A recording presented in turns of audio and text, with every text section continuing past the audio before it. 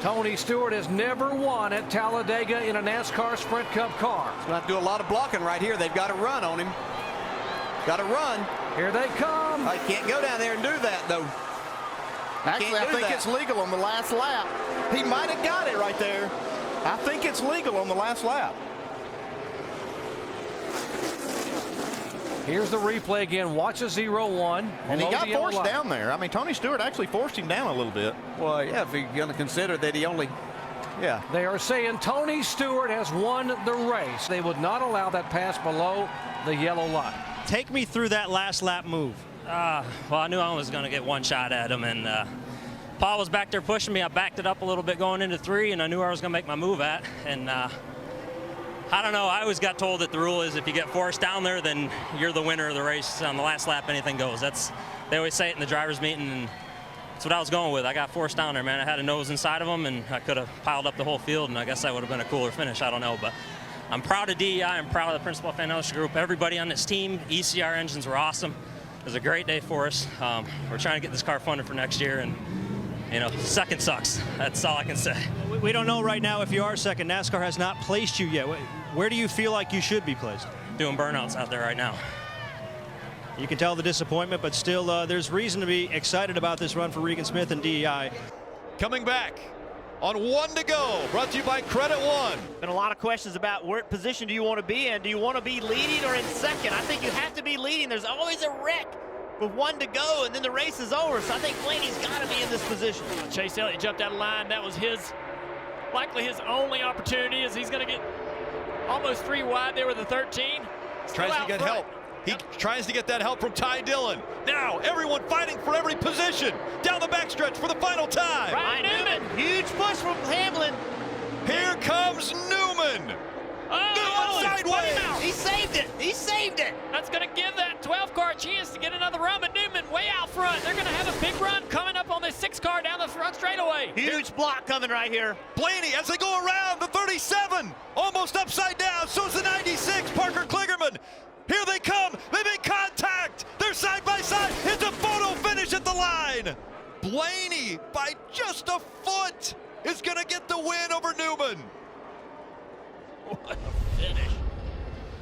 He kind of pushed me below the yellow line. I wasn't going to go below there after what happened in the truck race, and kind of got forced down, and just worked out. So proud of his team, man. Just survived the last couple days, and hopefully that was an exciting finish. Thank you guys for sticking around.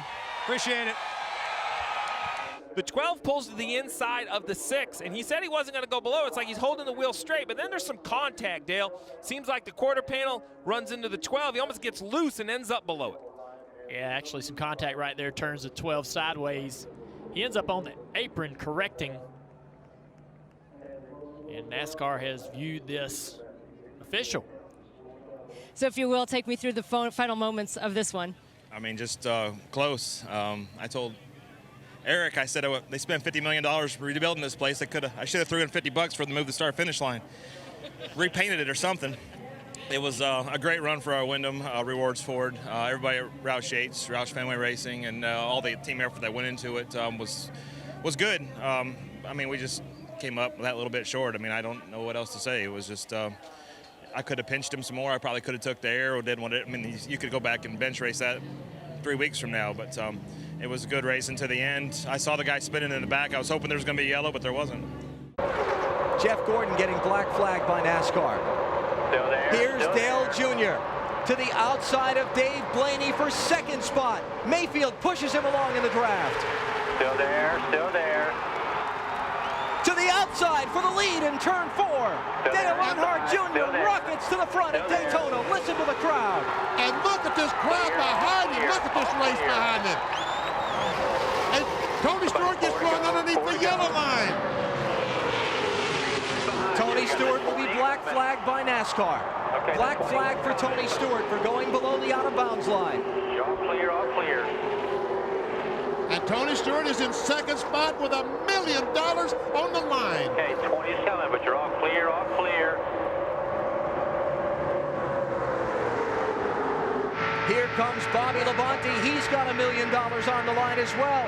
It's Michael Waltrip who's pushing him toward the front. And Labonte's underneath the yellow line on the backstretch. Bobby Labonte looking for some help, trying to get up there. His teammate Tony Stewart has never answered the black flag. And they're 4 wide back between the Wallace boys. Here they come, turn 4, final lap of the Pepsi 400. Michael Waltrip in second, but it's going to be Dale Earnhardt Jr. using lessons learned from his father to go from 6th to 1st and score the victory in the Pepsi 400. That's unbelievable. Yes! That band behind you did it for Yes! you. You guys celebrate. You love you, band. You did it. That was beautiful. Very, very nice. Junior, you're happy. Look at that smile. Back at Daytona, where the Pepsi 400 spectators are enjoying a fireworks show on Independence Weekend. Had a little fireworks at the finish of this one, too. Involving Tony Stewart, was racing Johnny Benson in the 10 car. Looks like he just gets a really good run on the 10 car. Starts to cut underneath him. 10 car comes down a little bit. Man, that's a tough call, Benny. It is a tough call, but Tony Stewart clearly was underneath the yellow line. Now, the decision that you've got to make is, did Johnny Benson force him down there, or did he go down there of his own free will? Yeah, he forced that angle. He sure drove him down there. Benson kind of ran him down there, and Tony Stewart did not back off the gas. He gets down below the yellow line. NASCAR black flags him. That's Greg Zipadelli, Tony Stewart's crew chief. The man in the middle is Gary Nelson, the Winston Cup Series director, and the man with his back to you is the team owner, Joe Gibbs. To me, it looked like if Tony would have got out of the gas there, it would have been a wreck. So avoid getting down there. Joe's argued with his share of referees in the course of his time. He's got his hands full there. Matt Yoakum has more. Matt? Well, the fireworks do continue down here, Alan. I spoke to Greg Zipadelli, Tony's crew chief, right before Gary Nelson from NASCAR walked up. He said, we know he was forced down there by the 10. We saw it on the video the first time. That's what Tony also told us. But we have to get our point across to NASCAR. We are hoping that we can get some video to show Gary Nelson. And just then, Gary Nelson walked up. The coach, Joe Gibbs, is also pleading the case for the 20 team.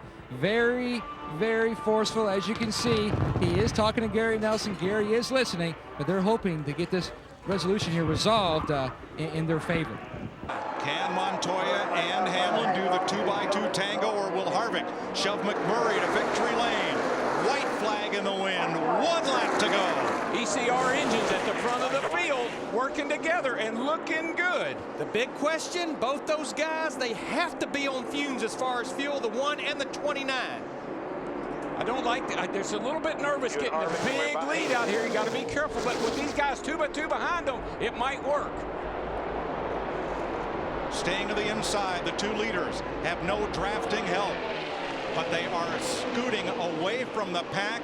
3 corners to go. Now Harvick, he'll keep pushing him, and he'll get over here to the travel, try to make the slingshot on. As soon as he knows that he doesn't have to worry about that 3rd place car of Montoya, he probably will try to make the move, although I don't know if it'll do him any good or not. Last chance through the trial. Here he comes! Here he comes! Here they come! Oh, he got him! It's Harvick! He got him! He timed it perfect! He got him! Where did he come from? Wins Talladega. You see what happened? He got him wiggling a little bit, Larry. Through the trial. Got him a little bit loose, and that's what won the race for him.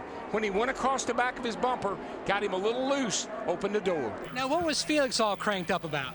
Well, I think he thinks the 29 went below the line, and I don't really have a comment because I didn't see anything. You know, I was more concerned with side drift in the 29 than where we were on the racetrack. So, you know, you live for those moments. I'll tell you, you know, coming off of turn 4 at Daytona, trying to get to the start-finish line, and then same thing here. I mean, that's what every kid dreams of getting to do. All right, congratulations on a great day. Thanks.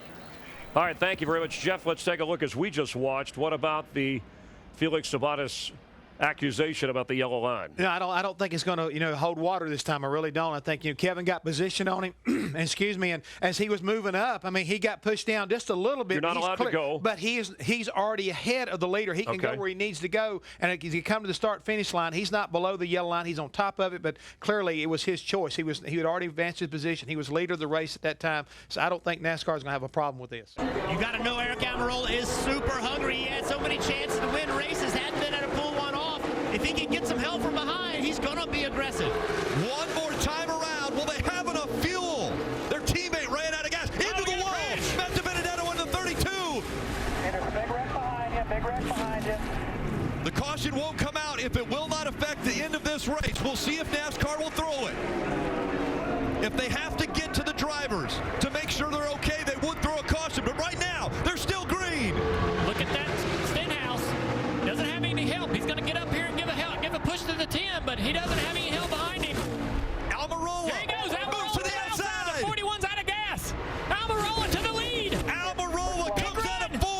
Does he have enough gas to get to the finish line? Almirola all the way to the bottom of the track. Eric Almirola is going to win at Talladega.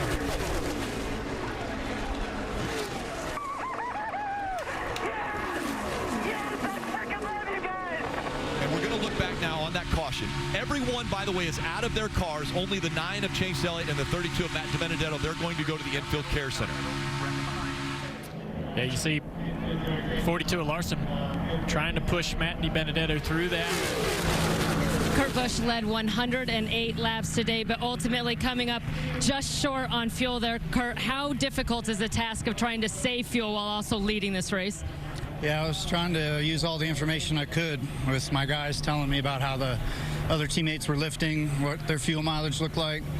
And then you don't want to conserve too much and draw the gap of our cars back to the other guys. And so I was trying to do what I could to manage the fuel. And there was 2 missed calls, though, by NASCAR at the end. Why would we have an extra yellow flag lap? Beyond me. The track was ready to go. And at the end, you know, once we cross the white flag, if there's a wreck and an ambulance needs to be dispatched, I've been on the other side of that where I was racing coming back to win the race, and they said, well, we had to dispatch an ambulance. There was 2 cars dead in the water down there. Chase Elliott's safety is of my concern, and so was the 32 car. And so it's a human call. There's rules that need to be stricter at the end of these races, but man, what a monster Ford. Led a lot of laps. I tried to stay positive. I said, you know, there's going to be restarts at the end. We need to save fuel. I did everything I could in my power on my checklist. Just got to thank Doug Yates for the power to lead all these laps today. It's a very different Talladega for me. And I really enjoyed leading the race, working with my teammates. I'm really happy that Stewart-Haas car won. But the 4 of us, I've never seen so much synergy. And we knew we were going to have to race when we got to Kansas. It would have been nice to have the win. We're here to win. That's what Monster Energy wants. Thanks to those guys. That's what Gene Haas wants. Thanks to Gene, Tony Stewart, everybody. But there was 2 human element calls there at the end. I don't know why we ran an extra lap under yellow and why there wasn't the yellow for a dispatch of an ambulance. Yeah, I think NASCAR will give him all the reasons he wants for those 2 problems, that extra yellow. I've been in situations like that too, where you're wondering why they're doing what they're doing, and they'll give him the reasons if he wants them.